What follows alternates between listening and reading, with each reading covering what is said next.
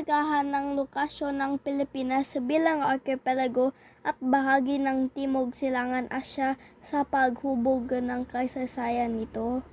Ang Pilipinas ay matatagpuan sa Timog Silangan Asya. Tinatawag itong arkipelago dahil ito ay binubuo ng mga malalaki at maliliit ng pulo at napapalibutan ng tubig o karagatan. Makikita sa silangan bahagi ang Philippine Sea at karagatang Pasipiko, dagat Celebes sa timog, Timot Dagat Sina at o tinatawag din kanlurang dagat ng Pilipinas sa kanluran at ang Basi Channel sa kipot ng Luzon sa hilaga. Tinatayang may mahigit sa 7,641 mga pulo ang Pilipinas at nahahati ito sa tatlong pangunahing mga pulo, ang Luzon, Visayas at Mindanao. Napakahalaga ang lokasyon ng Pilipinas bilang isang bansa.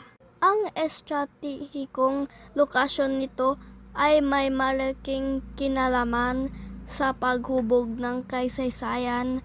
Malapit ang Pilipinas sa kalupaang Asya, kaya napadali ang migrasyon ng mga katutubong Negritos, Indones at Malay at iba pang pinaniniwalang mga unang taong nanirahan sa bansa. Ang lokasyon ng Pilipinas ay naging bentahe sa mabilis na pag-uunlad ng kalakalan sa mga kalapit bansa nito gaya ng China, India, Japan at Saudi Arabia.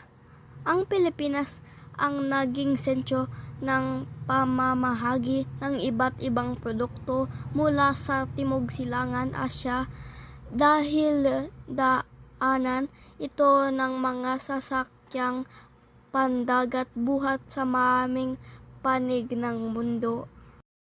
Bunga nito, umunlad din ang ekonomiya ng bansa, pati na rin ang kultura nito. Malapit ang Pilipinas sa islang tinatawag ng Spice Island sa umulukas na hinahanap ng mga Europeo para kumuha ng mga rekado o pampalasa.